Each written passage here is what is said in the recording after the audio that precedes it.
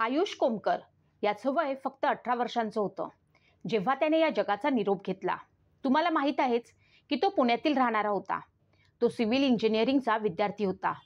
अत्यंत आनंदीपणे लहानपणापासून जीवन तो जगत होता. नेहमी आनंदात राहणं, मित्रांसोबत मजा करणं, घरच्यांसोबत प्रत्येक सणाचा आणि क्षणाचा आनंद घेणं त्याला माहीत होतं. पण एक सण त्याच्या आयुष्यात असा येईल आणि तो कायमचा इथून निघून जाईल असं कधीच त्याला आणि त्याच्या घरच्यांना स्वप्नात देखील वाटलं नसेल. त्याच्याकडे इतर सणांप्रमाणे गणपती सण देखील उत्साहात साजरा होत असे. पण या वर्षीचा गणपती विसर्जनाचा दिवस त्याच्यासाठी शेवटचा ठरला. आयुषसोबत जे काही घडलं त्यात त्याचा काय दोष होता? कुणाच्या कर्माची शिक्षा कुणाला मिळाली? ज्या गोष्टी त्याच्याशी संलग्न नव्हत्या त्याची शिक्षा आयुष आणि त्याच्या घरच्यांना आता भोगावी लागत आहे. त्याचे आजोबा बंडू आंदेकर आणि त्यांचा नगरसेवक असलेला स्वर्गवासी मामा वनराज आंदेकर, त्याचे वडील गणेश कोमकर आणि आई संजीवनी कोमकर दोन वेगवेगळ्या गटात असल्यामुळे आयुषचे वडील आणि मामा यांच्यामध्ये नेहमी वाद होते. वनराज आणि त्याच्या बहिणींमधील दीर्घकाळ चाललेल्या मालमत्तेच्या वादाशी हा गुन्हा जोडला गेला होता. वनराजच्या बहिणीचे लग्न जयंत कोमकर आणि गणेश कोमकर या दोन भावांशी झाले होते. हप्ता वसूल करण्यावरनं आणि गटाचा दबदबा टिकून राहावा यासाठी दोघांमध्ये सतत वाद व्हायचे. पण या वादाचा शेवट आयुषवरती येईल आणि इथे येऊन थांबेल असं मात्र कुणालाही वाटत नव्हतं. या सगळ्याचा अंत असा भयानक होईल याची कुणी कल्पनाही केली नव्हती. मागच्या वर्षी 1 सप्टेंबर 2024ला त्याचा मामा वनराज आंदेकर यांचा गोळ्या घालून हत्या करण्यात आली होती. त्याच्या हत्येचे एकूण 21 आरोपी होते आणि त्यांच्यावर एकाच वेळी अनेकांनी गोळ्या आणि धारदार शस्त्रानं प्रहार केले होते. एकूण 5 गोळ्या वनराज आंदेच्या आयुषच्या मामांना मारण्यात आल्या होत्या. तसेच धारदार शस्त्रानं देखील त्यांना मारण्यात आलं होतं. आणि आयुषच्या हत्येच्या आणि त्याच्या मामाच्या हत्येच्या बरोबर 1 वर्षाचं अंतर आलं. त्याच्या मामाच्या हत्येनंतर पोलिसांनी आणि पुणे क्राईम ब्रांचने तपास करून तसेच लोकेशन ट्रेस करून 21 जणांवरती आरोप ठेवले होते. यामध्ये हल्लेखोर तसेच त्यांच्यावरती पाळत ठेवणारे, मदत करणारे असे सगळेच होते. त्याचे वडील गणेश कोमकर हे प्रमुख आरोपी नसून फक्त सह आरोपी म्हणून जोडले गेले होते. हप्त्याच्या वादातून गटाशी जोडले असल्यामुळे त्याचे वडील या हत्येशी जोडले गेले होते. आयुषच्या मामाच्या हत्येनंतर 1 वर्षांनी प्रत्यक्षात अंमलात आणण्यात आली. आदेश डोळीनं वर्षभरात आयुषच्या हत्येचा कट रचला. 5 सप्टेंबर 2025 रोजी विरुद्ध गटाचा तो डाव यशस्वी झाला, ज्यामध्ये आयुषला गोळ्या मारण्यात आल्या.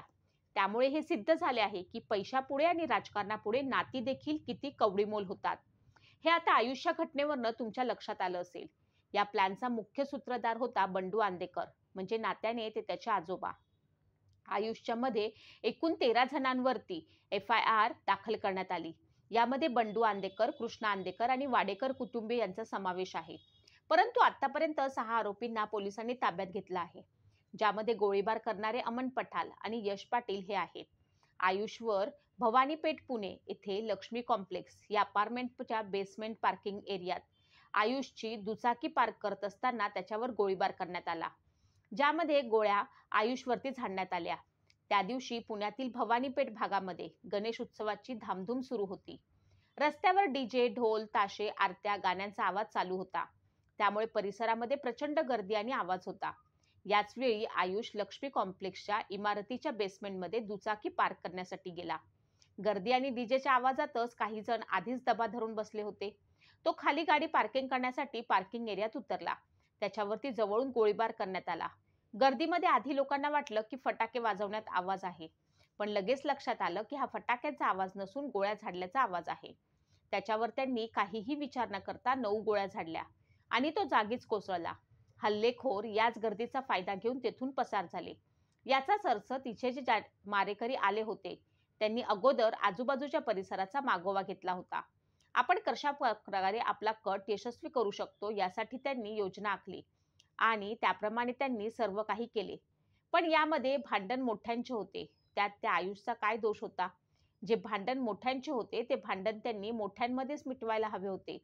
त्यामध्ये एखाद्या लहान जीवाचा असा खेळ खोळंबा करणं योग्य नव्हतं. मोठ्या भांडणांमध्ये आयुषला आपल्या आयुष्याची किंमत मोजावी लागली. आयुषचे आजोबा बंडू आंदेकर हे पुण्यातील गुन्हेगार व गँग लीडर म्हणून ओळखले जातात. त्यांच्यावर खंडणी, मारामारी, धमकी असे अनेक गुन्हे नोंदवलेले आहेत. एकेकाळी त्यांच्याच घरातील 5 जण नगरसेवक म्हणून होते. त्यामुळे त्यांच्या घरातील राजकीय प्रस्थ हे मोठं आहे. ज्यामुळे गटामुळे, परिवारामुळे आणि आंदेकर परिवारामध्ये वाद पेटला. बंडू आंदेकर यांच्यावर गंभीर गुन्ह्यामध्ये अनेक वेळा कारवाई देखील झाली.